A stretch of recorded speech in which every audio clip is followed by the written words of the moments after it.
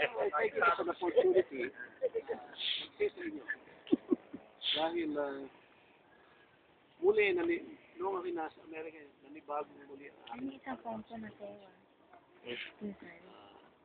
ngayon pa lang ginagawa natin dito sa Pilipinas. Dapat lamang magawin.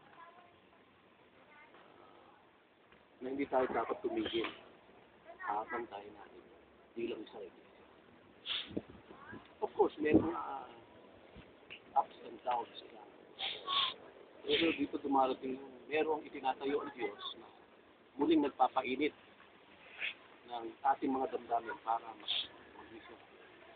Ngayon sabi nga yung ating first love ng una, yung makarami tayo ng kaligtasang binigay ng Panginoon sa atin, talagang mainit na mainit tayo, gusto natin i-share. Muli gumagawa ang Panginoon upang maramdaman natin yun. At tayo patuloy na mag-share.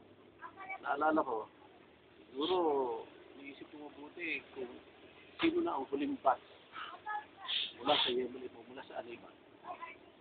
Ang mga kabataan na nagpasto. Noong araw, naisip ko, siguro kami na lang ang huli. Pero hindi ko kalay, susunod dito. Baka po susunod na rin. Amen? Amen! Ano na? Lalo na ha? Bigyan nyo na kagad ng basbasan na! Basbasan! Ayoko sa Alibar ha. Ayun! At least, May kapilya rin. Bakit ang Diyos gumagawa ng gayon sa bawat iglesia? Na si tumatawag.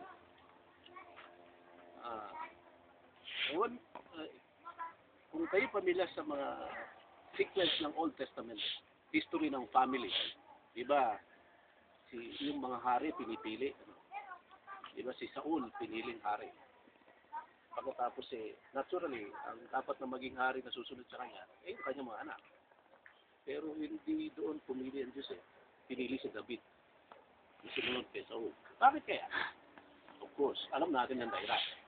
Now, sa mga Old Testament history ng mga pangyayari sa pamilya, ako yung nasa lahi ng mga ministro ng Diyos o mga saserdote ng Diyos. Doon pumipili ang Diyos. Hindi nawawala yun. To the point na kung masunurin at talagang yung lahing yun talagang mayroong magandang paglilingkod na ginagawa sa Diyos. Like for example, lahi ni Levi. Bagay, perpetual covenant naman yun sa lahi ni Levi. Doon tumatawag ang Diyos. Pero naniniwala akong ang Diyos ay pumipili din sa ibang pamilya. Maaring hindi katulad ng kanyang ginawa doon sa iba.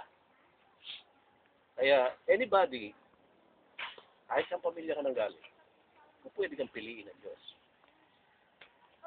Kaya nisip mo buti, bakit pumipili ang Diyos? Paano ang paraan? O ano ang tinatawag ng mga kriteria, kwalifikasyon?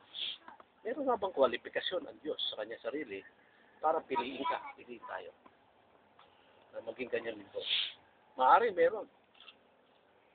Maaari hindi lang natin alam. Pero mas mahalaga yung kung kayo talaga isang anak ng Diyos, meron kang willingness. Open ka sa anumang leading ng Diyos. Otherwise, kung hindi, kung ayaw mo, okay, nag-atubili ka ang Diyos, pipili ng iba. At maiwanan ka.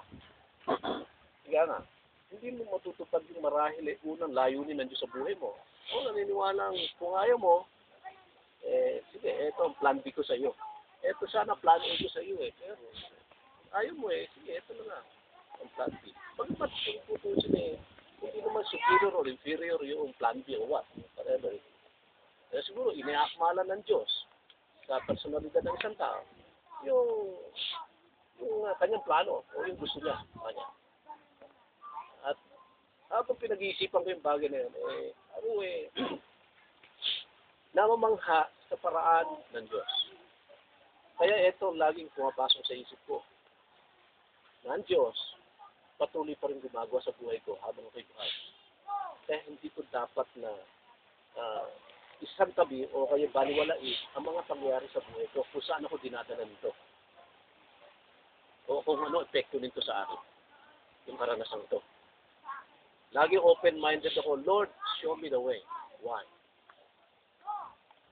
ipakita mo, Panginoon, kung talagang gusto mo na gawin ko. So, hindi ko alam kung walang sinabi si Pastor Oscar sa akin na kung ano i-share ko sa inyo. Pero dahil narinig ko kanina yung tinatawag na itong grupong ito para ang celebration o whatever it is na ginagawa niyo, panalangin ito yung ulis. Oh. So, pumasok sa isip ko yung prayer. At kanina, habang tayo nagkakanta, nag-iisip ako, lalo na nung kantahin yung kung may puso ako sinugatan. Ha? Hinanakit sa puso huwag panalangin. Kasi mag-aaway yung dalawa. Iisip ko, may hinanakit sa puso. At kung sabi, ano pa ba isang kanta sinabi? Kung may puso ako sinugatan, maging sabihin, kayo'y malilinis na sa pamagitan ng salita na sa inyo'y aking sinalita. Kayo'y manatili sa akin at ako'y sa inyo, gaya ng sanga na di makapagbubunga sa kanyang sarili, maliban na nakakabit sa puno. Gayon din naman kayo, maliban na kayo'y manatili sa akin. Ako ang puno ng ubas, kayo ang mga sanga, ang nananatili sa akin, at ako'y sa kanya, ay siyang nagbubunga ng marami.